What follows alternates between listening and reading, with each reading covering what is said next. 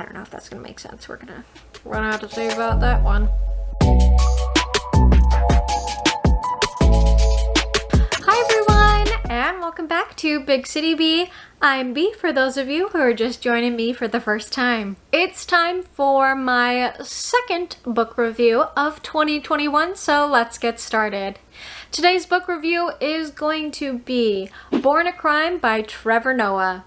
This book is an autobiography by Trevor Noah, and there are some trigger warnings in it, so make sure you check out the description below. Here's your summary. Trevor Noah's unlikely path from apartheid South Africa to the desk of The Daily Show began with a criminal act: his birth. Okay, going on to the characters for this book. For track 1, we have Trevor Noah, Patricia Nombaisolo, his mother, and Abel, his stepfather. For track 2, we have Malangizi, who is Trevor's cousin, and Sizwe, who is one of Trevor's friends growing up. For track 3, we have Robert, Trevor's father, Andrew, Trevor's half-brother, Tim, one of the other childhood friends of Trevor, and Hitler, who is the dance crew's lead dancer. Moving on to things that I liked about this book. The first thing that I liked about this book was the apartheid tidbits that Trevor included in the book. I thought they were really interesting, and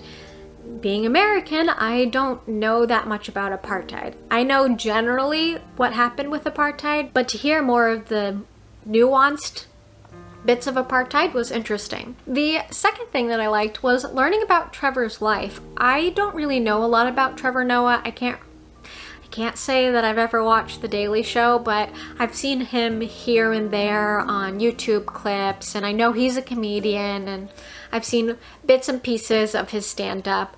But to learn about his life made me more interested in watching his comedy and just knowing more about him and watching what he creates. The third thing that I liked about this book was that it was such an easy and quick read. I finished this book in one day. It's about 230 pages, and it's really easy. Trevor's writing is very casual and definitely takes on a lighter tone, even though the things that he's talking about are not the greatest of childhoods. There is definitely alcoholism that played a part in his life, as well as domestic abuse. Going into things that I didn't like about this book, I only had one issue I had with the book, and I just wish that Trevor would have touched on how he got into comedy. We learned so much about his other little side hustles that he did growing up, and a short-lived DJ career that he had. We never see how he got into comedy. We get a tidbit from his interaction with his father that he was touring around South Africa, but not how he actually got started with that. So that is something I would have liked to seen addressed within the book. Let's go on over to Goodreads takes. Goodreads gave this book a 4.46, which is a pretty high rating for Goodreads. I think it's one of the highest ratings I've ever seen. But it's not fun to hear about the people who are gushing about the book, so let's look at some of the more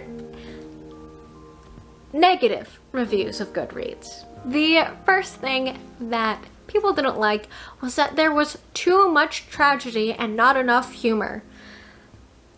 I don't get why people think that comedians can't have tragic upbringings when a lot of comedy is timing about tragic things. A lot of comedians will talk about dark situations and subject matter, or they'll make fun of themselves.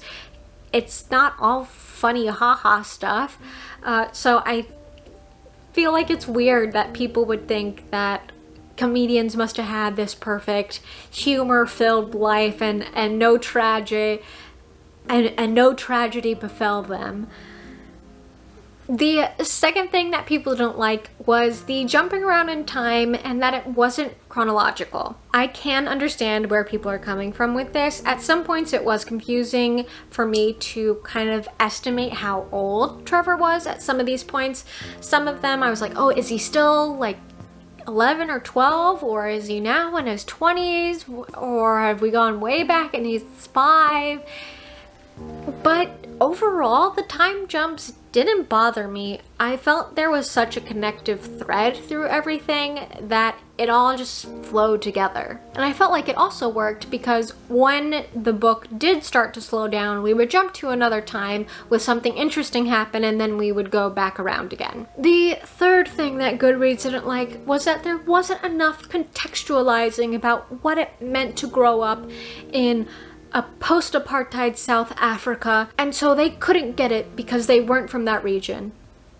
This is just like a long-winded way of saying I can't relate to it because it didn't happen to me, so I didn't like it. How do you grow your worldview if you're just gonna stick to things that you can understand and contextualize? I understand how some authors might draw lines between their experiences and the reader's experiences by analogy or what have you, but I also don't feel like that's always the author's job. Can't you as a reader have a little bit of imagination to imagine yourself in someone else's shoes? So that is the end of my Goodreads takes. Let's move on to the quotes. Quote number 1. People love to say, if you give a man a fish, he'll eat for a day. If you teach a man to fish, he'll eat for a lifetime. What they don't say is, it would be nice if you gave him a fishing rod. Which I think this is very true. A lot of people will say, oh, you can pull yourself up by your bootstraps, and if you work really hard, you'll get where you need to go.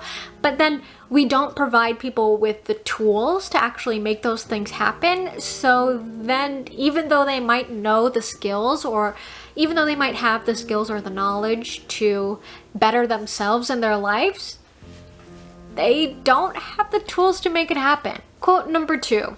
We tell people to follow their dreams, but you can only dream what you can imagine, and depending where you come from, your imagination can be quite limited. I think this is something very interesting to think about, that while some of us may have dreams of being doctors or lawyers or going to Ivy League or being millionaires, or some people are just dreaming about being able to keep a roof over their head or being able to have food on the table for next week. And it's really a circumstance of where they grew up in and what they're basically allowed to dream about because of the situations that they've lived in up until that point. In conclusion, would I recommend this book? Yes. I think it's not only interesting to learn about Trevor Noah and his life and the crazy things that his life led him to do, but also just learning about the different circumstances that people live in and how South Africa is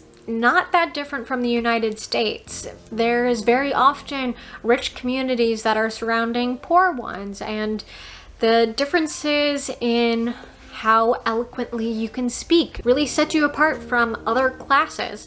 And just little things that you think might not apply to your life, you might find that they actually are more similar than you think. Let me know down in the comments, are you a big fan of autobiographies? I'm usually not, but I'm starting to get more into them. Alrighty everyone, that's all I have for you. All the best always. Bye.